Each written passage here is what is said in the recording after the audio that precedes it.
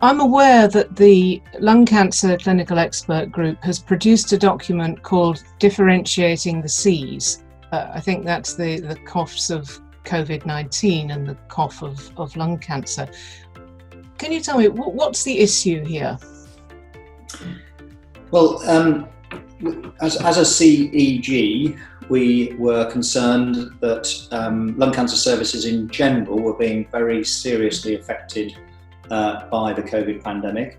It's true to say that all services have been very seriously affected, but the figures now show, now we know the figures, that in particular lung cancer referrals were very much reduced during the lockdown period and remain reduced compared to some other cancers. And the issue with lung cancer, of course, is that the median survival in the UK is just less than 6 months.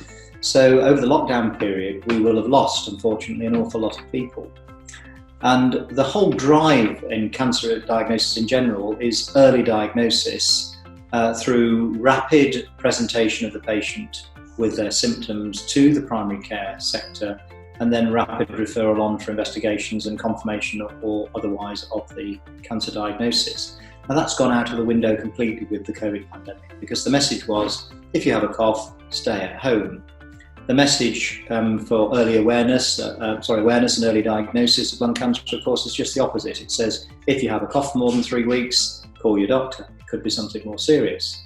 And that's been the awareness campaign. So these two things were, for more than for any other cancer, diametrically opposed. And therefore, we felt that given the massive reduction in referrals that we'd seen, we needed to give some more clear guidance about how you might deal with this problem.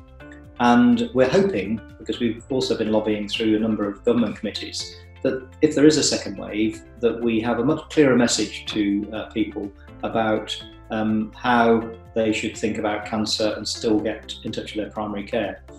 What is happening with screening at the moment? So all of the cancer screening programs were paused during the pandemic, and I'm glad to say that the instruction now is to resume the cancer screening programs. This included the targeted lung health check program, which had just started in some of the sites, and the planning was at a fairly advanced stage at many of the other sites. Those sites that hadn't started didn't start. Those sites that had started paused for a while, and they're catching up with their follow-up scans at the moment.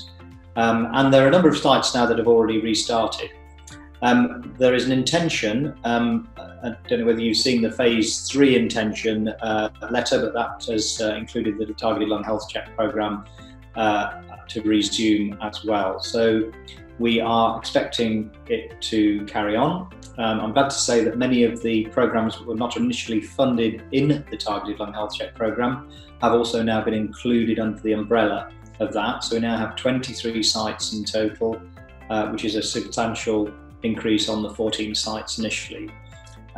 So it's all going again now. There is an issue with regards to recovering from the backlog of tests that have not been done during the COVID pandemic, which will clearly be a significant challenge. But I'm hoping that over the next few months into next year, the programme will get off the ground again and we'll start to get lots of people scanned. I think generally, with regards to messaging to patients, this is a very useful thing to do, because we need to really work hard on our awareness and early diagnosis campaign, which can link in with the screening activity, and we can give people the message at the same time as advertising CT screening programs and lung health checks about lung health in general and presenting early if you get symptoms. So I think there's a lot of work to do. There's a lot of work to mitigate the damaging effects of the COVID pandemic, of course, and hopefully we can get on with that.